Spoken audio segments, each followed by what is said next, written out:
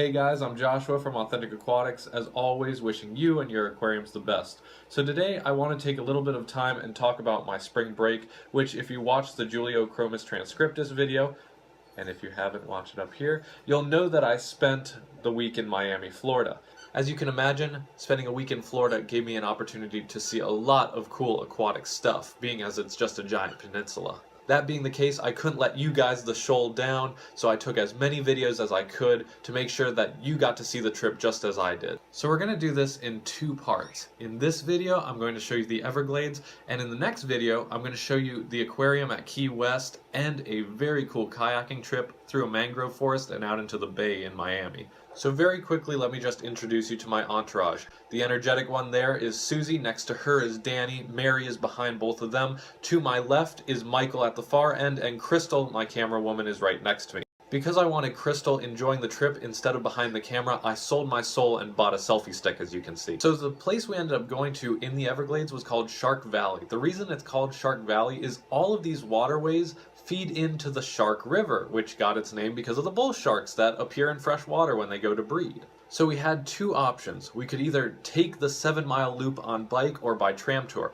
and you can imagine which one we chose. The tram tour was fantastic. The park ranger who was giving the tour just happened to be one of Danny's clients. It was crazy coincidence. He gave an awesome rundown of how everything works in the Everglades. First off, the alligator, as you commonly see in the Everglades, is the keystone species. It's the thing that builds the rest of them. There's 9 ecosystems in the Everglades, alright?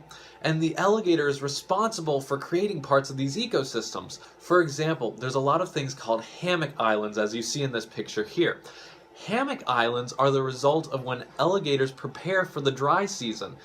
While the dry season is approaching, the alligators dig out a deep pit to try and trap water, and all the mud that they throw out from it becomes an island. Trees take root, and then you have these islands, which the Native Americans used as their place for sleeping.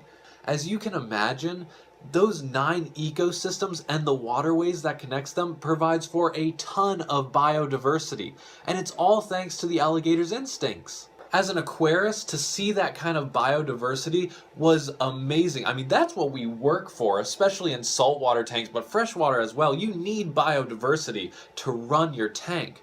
But it was amazing. I mean, we didn't even get into the park yet. I looked into the water next to us. A coral snake went by, and then all of these Florida gar between 1 foot to 2 feet. There was probably 100 members in that school. It was amazing. But with that biodiversity comes a challenge. It is a place of survival of the fittest, do or die. I mean, alligator babies barely have a chance, and they have a large apex predator as their mother. I mean, it was an outrageous rate. It's only like 1 in 20 make it to adulthood, if that. Now take into account that this landscape was people's home. The Native Americans lived here in these hammock islands. They built boardwalks, and they used the small cypress trees, which marks where the highest water level has ever been on their bark, to determine how high they had to build their docks. And they scoured this landscape for survival. And this is a place that used to extend all the way to Miami International Airport up until Orlando, Florida. It was a huge, immense place. There was no escaping it. And they conquered this place. Now take into account that the Native Americans were able to do that with the technology they had just through the innovations that they came up with as they experienced this place.